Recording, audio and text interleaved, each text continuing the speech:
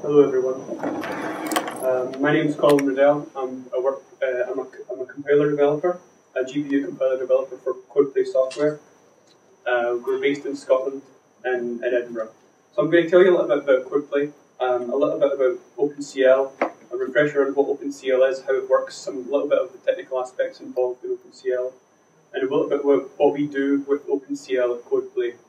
We're doing quite a lot of research and we're quite involved with the OpenCL working group at Khronos, and we are helping a lot with the HLM, which is the future, and OpenCL in the future involved with C++ and how OpenCL might pan out in a year or so's time.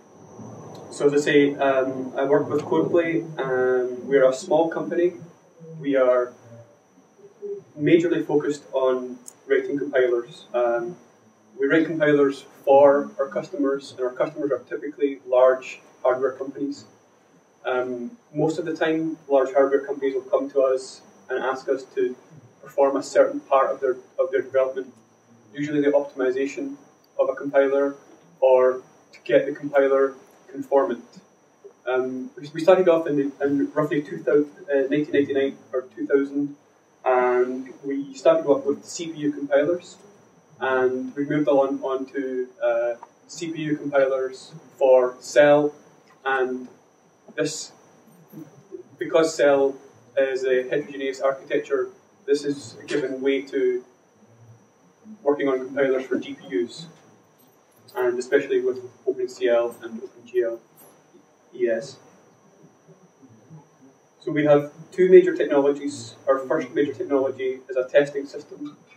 And our testing system lets us as developers and our customers run conformance tests. We have a full OpenGL ES conformance set in our testing environment, and we also have an OpenCL and OpenCL with all of the OpenCL. There is no OpenCL ES. There is OpenCL extensions. We have a conformance testing system in our testplay system for that. Our other technology is a compiler technology called offload, and that technology is used to send tasks and data onto accelerator processors. This applies with Cell and GPUs and other devices as well. So I've given you a very quick overview of CodePlay. I'm going to talk about OpenCL. So OpenCL takes advantage of the heterogeneous power and processing in GPUs and other devices. The idea behind OpenCL is to run tasks that would normally be run on a host or CPU on a device which can exploit parallelism, and the most common of which is GPUs. It's the next step on from tools such as OpenMP on the CPU or host side, and it is lower level and a little bit more complex. It gives you more flexibility than shading languages like OpenGL, GLSL, and DirectX shaders on the GPU side. As I say, it's a heterogeneous architecture. Your host will send the setup commands to your compute device, which consists of one or more compute units, and each compute unit can consist of one or more processing elements where the tasks are executed. The point behind this slide, and I'll talk about it a little bit later on as well, is that with OpenCL, all of your work has to be explicitly passed to the device by the host, and inside the device has to be each compute device, compute unit, and processing element has its own memory space, which I'll talk about as well. With OpenCL, you have an API which provides commands on the host side to send the tasks and set up kernels, as well as the runtime API, which is part of the same API but at a different level, which will let you run the commands and get results onto your from your GPU or accelerator back onto your host. The other part of the specification is the actual kernel language specification. The kernel language, kernel C, or OpenCL C as some people call it, is as a subset of C99, and it's similar. It's similar to chaining languages in one sense that it is a C language, but by the same token, it has more C in it than GLSL. The big idea behind OpenCL is to create a kernel. Kernel is the function or a small contained execution unit which will run on the GPU. Everything from the kernel on the right hand side here on this slide, everything in this kernel scope will be executed on the GPU. The three inputs here on the right hand side and under the section where it says data parallel OpenCL, the dpmul kernel function, the three inputs there are the inputs that get explicitly passed from the host, which is normally a CPU, onto the GPU. The differences between the two examples I've put on this slide, your kernel is inherently multi-core. It is inherently it is run in a data parallel environment already. For example, when this is run on a device, it will be run at maximum parallelization as many threads on the GPU or device as possible.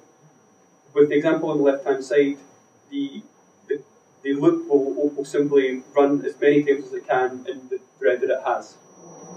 As I mentioned previously, OpenCL has a very specific memory model, and when I was asked to do this talk, one of the things I decided that I would like to get across is using these memory spaces and working with OpenCL can be quite very difficult, but it does provide a lot of flexibility and a variable language specification so that you can do quite a lot of things with the data parallelism that can be exploited from running OpenCL with GPUs.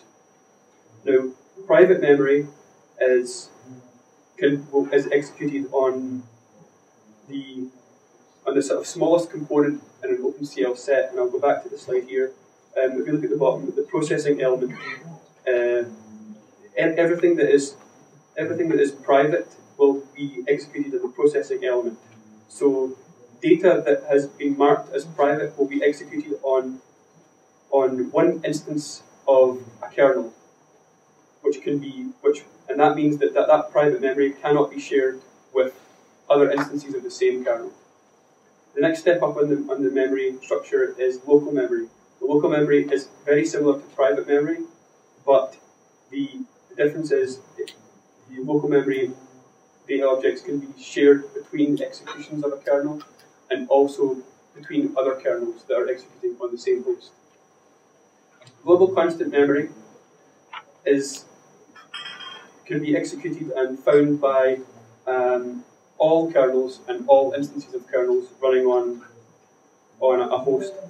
Running on a device, and your inputs and outputs have to be explicitly passed in from your host. So with OpenCL, you can't just as you the same with OpenGLES, you can't just simply ask for a pointer to a data object that you have on your host. Now, the other point I want to make about the memory model is, as well as all your inputs being explicitly passed to your device, the scope at which all of your data is contained in the host also has to be explicitly controlled by the programmer. For example, this is just an example of the use of all these memory spaces, and it has to be said that you can't simply cast or convert between these memory spaces. You have to copy the data between each memory space. So you have to really think about what's executing where and where your data is stored. From a compiler point of view, Having such flexibility is really useful because private can indicate to a compiler that this can be optimized and it can be register allocated so that it can't be written to or read by other executions. The same with local. Local will be similar, but as I mentioned before, local can also be read and written to by other instances of the same kernel. So it would be up to the compiler to decide what to actually register allocate if a register allocator was used in the compiler. This is the sort of thing I think about as a compiler engineer when I'm looking at and thinking about OpenCL. Your global comes in, as I say, it's passed in explicitly from your host memory, but you can decide what you want, where you want to store that global once it's inside your kernel. On the host side, you have there's quite a lot of APIs, a lot of functions to set up the device, to create input buffers, send the execution across to the device, and wait for the buffers to come back. I won't go through each of these, but the most interesting to me is the CL create buffer, because this lets you do more than simply pass in some very primitive types. We've used this a lot to pass in large data structures onto the device or GPU, and then on the other end you use your CL NQ ND range kernel. Sorry, no, you don't use that. You use CL NQ read buffer to take the data back off of your device onto your host. We'll talk a little about OpenCL 1.2. It is the latest available spec, as Neil said in his presentation earlier. Some of the things that have been added are custom devices and built-in kernels. There have been improvements in images and image support. 1D images are supported. You can now do almost like a shader with the CL and Q fill buffer and CL and Q fill image. So you can give that certain parameters, and it can make like a very simple light to dark shader or some sort of fragment based computation, like the same sort of thing you can do with fragment shader and OpenCL. There's an interesting improvement with the CL and Q migrate mem object. That gives a better control. That gives the programmer better control on where the memory objects are actually stored, which can be quite useful, especially now that the devices can be partitioned down, which is another new feature, and you can say I want to run 2 kernels that perform this task, and I want to run another 2 kernels that can perform this other task. You can then wait, as a programmer, you can explicitly wait for those tasks to finish and use the data from them together, or work out what you're going to do. Before with OpenCL 1.1, you couldn't do this device partitioning, so you have to just launch all of the same type of kernel and within a context. So that is a very quick overview of OpenCL. I'm going to talk a little bit about how we use OpenCL at CodePlay. So we use OpenCL, and we're researching into using OpenCL as a backend for our compiler tools. What I mean by that is we're looking into technology where we accept C++ in the front end of a compiler, and the compiler itself generates OpenCL in the back end. So that way, if from the programmer's point of view, we're researching into running C++ on the GPU before anyone else, but at the back end it uses a fully conformant compiler which can generate conformant OpenCL code. The advantage of this is a higher level language such as C++ might have better knowledge and better domain specific knowledge about what to optimize, what to run, and how to get as much parallelism or performance out of the application as possible, because the C++ program will control not only the host execution, but the device execution as well. we have worked quite a lot with OpenCL, and the reason we want to try and run C++ on the GPU is because we found that using OpenCL is very difficult, and such problems that we've came across and that exist are limited task parallelization support, which I believe might be coming in future releases of OpenCL. Your data has to be explicitly managed between each layer of the memory space, and it can only be accessed in buffers. Understanding how to use these memory spaces can be quite a steep learning curve as well. It certainly was for myself, coming from a C++ background when programming on 2 memory spaces with a CPU. You're also shipping source for unknown platforms. So what I mean by that is you are shipping, if you write your OpenCL application to target an NVIDIA GPU, there might be, if you want to try and run it on a future release of an OpenCL conformant library, for a phone, the NVIDIA conformant specification might have a higher demand. So it might, for example, support 64-bit, whereas the one that you're wanting to port it to might not support 64-bit, so you have to modify your code base to support that. So this is an example of C++ on the GPU, just to give you a quick understanding of what we're trying to do. This is C++. Now, it doesn't look like OpenCL or look like it has anything to do with OpenCL, but I can explain what's going on very quickly. This is C++ 11, which is the newest spec of C++. And if you look at this box that I've highlighted here, it uses a thing called a lambda function, which is a new feature in C++ 11. Now, everything inside the lambda function here is actually, when you compile that with our compiler, it actually runs on the GPU. So what happens with our software stack is this is compiled with our compiler. Everything inside the function that I've highlighted there is designed to get outputted into an OpenCL kernel. That OpenCL kernel is then compiled by a conformant compiler. We've obviously only tested this on desktop, so we run it with NVIDIA at the moment, and that then executes, and you can do that completely within the Visual Studio 11, which is developer preview. So if you get our technology, if you get our compiler in Visual Studio 11, you should be able to run this code, and it will run on an OpenCL kernel all in the background for you. I can't run it on my laptop, unfortunately, because it's basically not got a good enough GPU.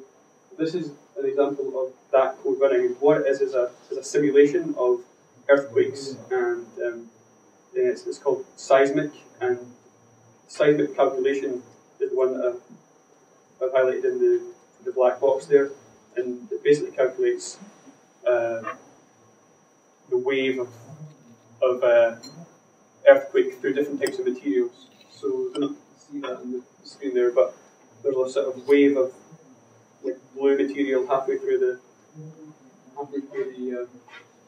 screen there, and it's meant to be that the vibrations come through the material, and then they change as they change in morph as the waves pass each other.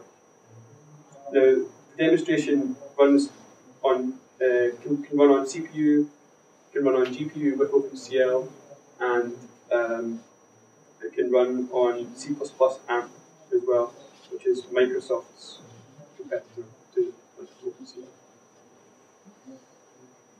Great. A little bit about the future of OpenCL.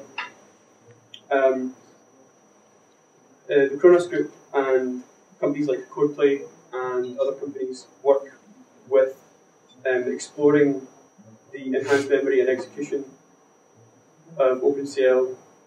So we work very closely with the Khronos Group and other companies to try and push forward the standards that we think might be needed and might be required in future versions of OpenCL. One of these is SPIR, which is an interesting thing. So SPIR is like a standard that could come in the future for intermediate representation. So rather than shipping OpenCL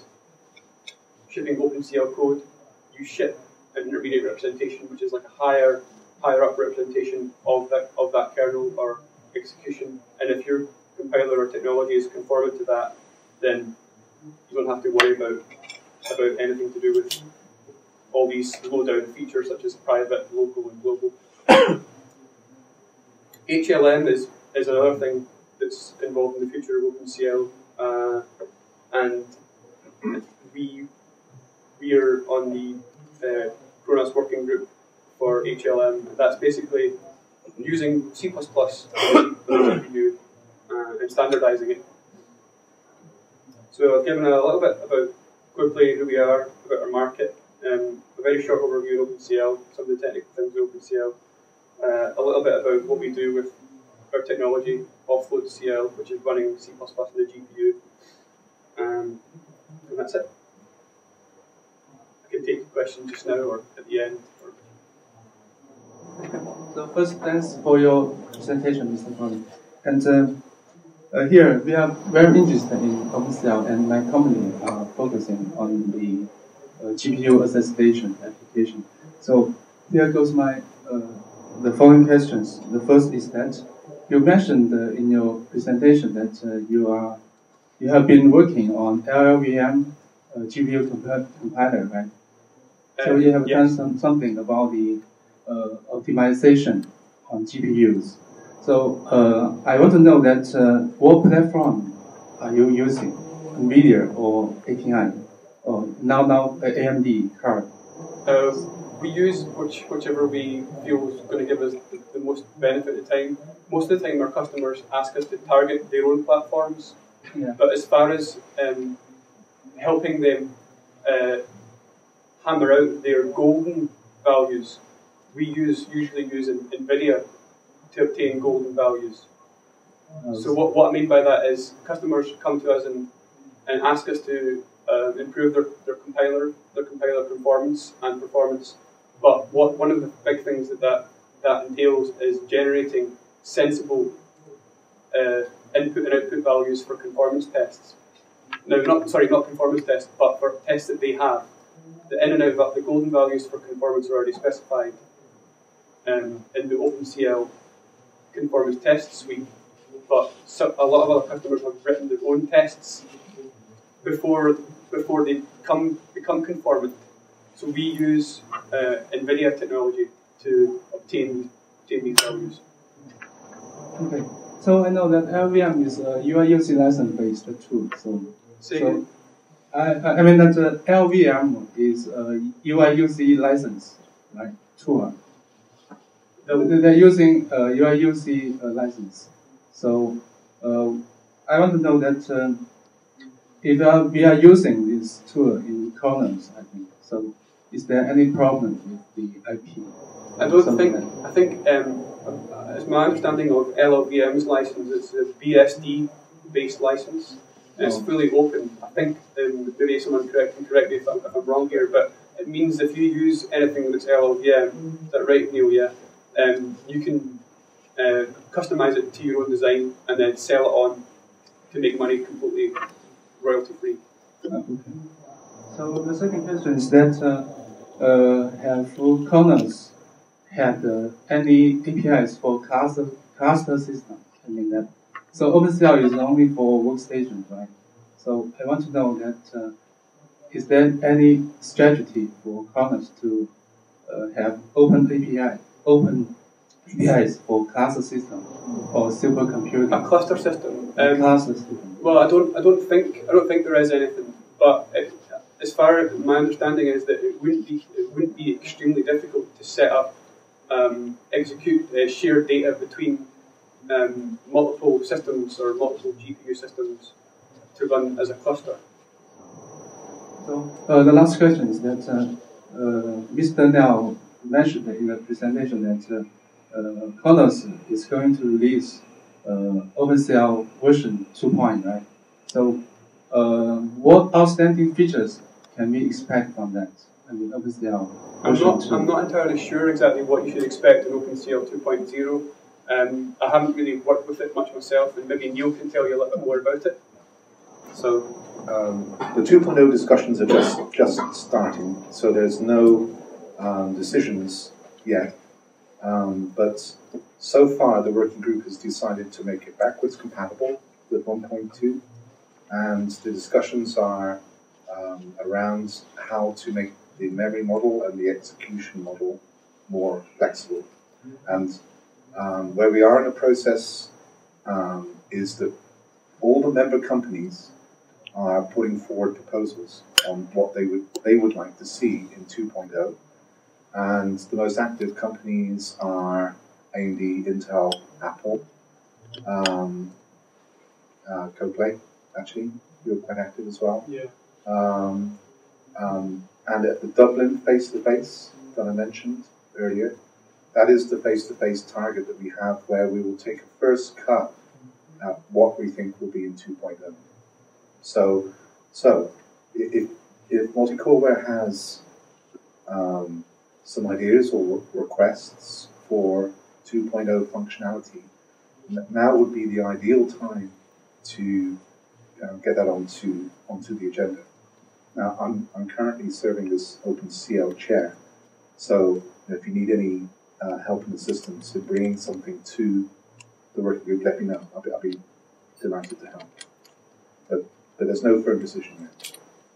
But the target is specification release at the end of 2013, probably at SC11 or SIGGRAPH Asia.